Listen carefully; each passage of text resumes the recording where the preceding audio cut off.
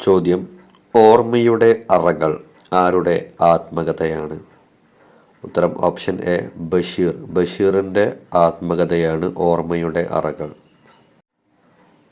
അടുത്ത ചോദ്യം: മല്ലൻ എന്നത് ഏത് കൃതിയിലെ കഥാപാത്രമാണ്? ഉത്തരം ഓപ്ഷൻ ബി നെല്ല്. നെല്ല് എന്ന കൃതിയിലെ കഥാപാത്രമാണ് മല്ലൻ. അടുത്ത ചോദ്യം: ഋഗ്വേദം മലയാളത്തിലേക്ക് മൊഴിമാറ്റം ചെയ്തതാരാണ്? ഉത്തരം ഓപ്ഷൻ എ വള്ളത്തോളാണ്. വള്ളത്തോൾ. അടുത്തത്: കോയ ഏത് കൃതിയിലെ കഥാപാത്രമാണ്? ഉത്തരം ഓപ്ഷൻ ഡി അറബിപ്പൊന്ന്. ഉത്തരം അറബിപ്പൊന്ന്. അടുത്ത ചോദ്യം: കന്മതിൽ പിരിച്ചെഴുതിയാൽ ഓപ്ഷൻ ബി ആണ് ഉത്തരം. കല്ല് പ്ലസ് മതിൽ. കല്ല് കൂട്ടണം മതിൽ. ഇരട്ടിപ്പില്ലാത്ത കല് കൂട്ടണം മതിൽ എന്നാണ്. ഉണ്ണുന്ന ചോറിൽ കല്ലിടുക എന്ന ശൈലിയുടെ അർത്ഥം എന്താണ്? തനിക്ക് താൻ തന്നെ ദോഷം വരുത്തുക. തനിക്ക് താൻ തന്നെ ദോഷം വരുത്തുക. സൂര്യൻ ഉദിച്ചു ഇതിൽ അടങ്ങിയിരിക്കുന്നത് ഏത് തരം പ്രകാരമാണ്? ഉത്തരം ഓപ്ഷൻ എ നിർദ്ദേശക പ്രകാരമാണ്. നിർദ്ദേശക പ്രകാരം. വിധായക പ്രകാരത്തിന് ഉദാഹരണം? ഉത്തരം ഓപ്ഷൻ സി വരണം. വരണം എന്നതാണ് വിധായക പ്രകാരത്തിന് ഉദാഹരണം. അടുത്ത ചോദ്യം: വിണ്ടിലം എന്നതിലെ സന്ധി ഏത്?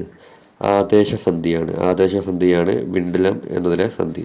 അടുത്ത ചോദ്യം: എൻ്റെ കഥയില്ലായ്മകൾ ആരുടെ ആത്മകഥയാണ്? ഉത്തരം option A P Udayabhanu. A P ഉദയഭാനുവിൻ്റെ ആത്മകഥയാണ് എൻ്റെ കഥയില്ലായ്മകൾ. തകഴി ശിവശങ്കരപ്പിള്ളയുടെ കൃതി ഏതാണ്? തന്നതിൽ രണ്ടിടങ്ങഴി. രണ്ടിടങ്ങഴിയാണ് തകഴി ശിവശങ്കരപ്പിള്ളയുടെ കൃതി. അടുത്ത ചോദ്യം: മറക്കില്ലൊരു നാളും കഷ്ടമാ കള്ളം കേട്ടു ചിരിപ്പു കടൽക്കാറ്റ് കണ്ണു പൊത്തുന്നു തരാം ആരുടെ വരികളാണ്? ഇത് പി ഭാസ്കരൻ. പി ഭാസ്കരൻ്റെ വരികളാണ് തന്നിട്ടുള്ളത്. അടുത്തത്: ചുവടെ കൊടുത്തവയിൽ സാമാന്യ ലിംഗത്തിന് ഉദാഹരണം ഏതാണ്? തന്നിരിക്കുന്നതിൽ ഓപ്ഷൻ ഡി മനുഷ്യൻ എന്നതാണ് സാമാന്യ ലിംഗത്തിന് ഉദാഹരണം. അടുത്ത ചോദ്യം: കഴുത്തിൽ കയറിടുക എന്ന ശൈലിയുടെ അർത്ഥം എന്താണ്? അബദ്ധത്തിൽ അകപ്പെടുക. അബദ്ധത്തിൽ അകപ്പെടുത്തുക. അബദ്ധത്തിൽ അകപ്പെടുത്തുക എന്നതാണ്.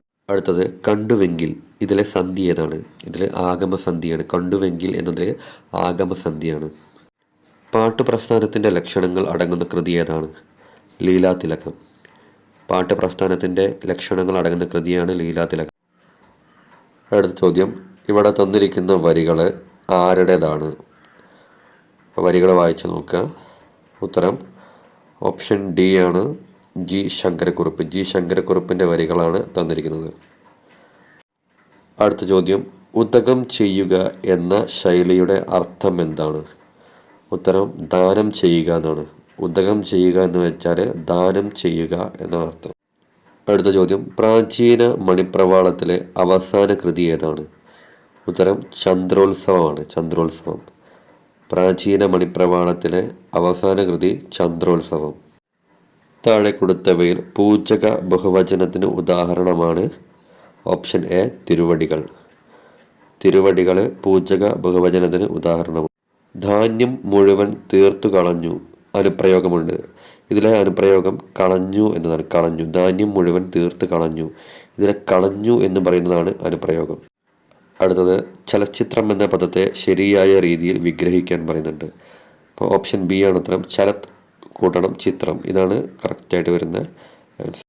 അടുത്ത ചോദ്യം: മടയരില്ല ലോകത്തിൽ മുറയുരയ്ക്കാത്തതായി പാടുപാട്ടൊന്നു പാടാത്ത കഴുതയില്ല ആരുടെ വാക്കുകളാണിത്?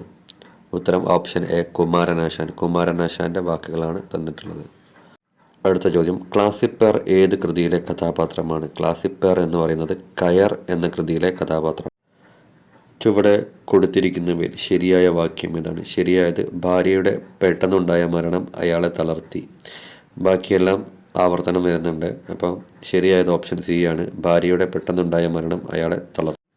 അടുത്ത ചോദ്യം: ഋഗ്വേദം വിഗ്രഹിച്ചെഴുതുക. ഓപ്ഷൻ സി ആണ് ഉത്തരം. എഴുതിയ രീതി എല്ലാവരും ശ്രദ്ധിച്ച് നോക്കുക. ഋക്ക് കൂട്ടണം വേദം എന്നാണ്. ഋക്ക് കൂട്ടണം വേദം ഋഗ്വേദം. അപ്പോൾ എഴുതിയ രീതി ശരിയായിട്ട് നോക്കി മനസ്സിലാക്കുക. അടുത്ത ചോദ്യം: തണുപ്പുണ്ട് ഇതിലെ സന്ധി ഏതാണ്? ലോപസന്ധിയാണ്. തണുപ്പുണ്ട് എന്നതിലെ സന്ധി ലോപസന്ധിയാണ്. അടുത്ത ചോദ്യം: രാമചരിതത്തിൻ്റെ അധ്യായങ്ങൾക്ക് പറയുന്ന പേര് പടലങ്ങൾ എന്നാണ്. പടലങ്ങൾ. രാമചരിതത്തിൻ്റെ അധ്യായങ്ങൾക്ക് പറയുന്ന പേര് പടലങ്ങൾ എന്നാണ്. അടുത്ത ചോദ്യം: ചുവടെ നൽകിയിരിക്കുന്നവയിൽ ഫാദർ ജോസഫ് വടക്കൻ്റെ ആത്മകഥ ഏതാണ്? ഉത്തരം ഓപ്ഷൻ സി, എൻ്റെ കുതിപ്പും കിതപ്പും. എൻ്റെ കുതിപ്പും കിതപ്പുമാണ് ജോസഫ് വടക്കൻ്റെ ആത്മകഥ.